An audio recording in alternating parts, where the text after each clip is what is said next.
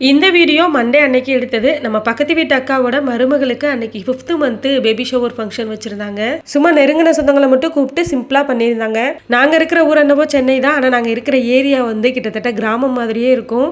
ஏதாவது ஃபெஸ்டிவல்னா பலகாரங்கள் எல்லாமே ஷேர் பண்ணிக்குவோம். அவங்க வீட்டு பலகாரம் எங்களுக்கும், எங்க வீட்டு பலகாரம் அவங்களுக்கும் அந்த மாதிரி ஷேர் பண்ணிக்குவோம்.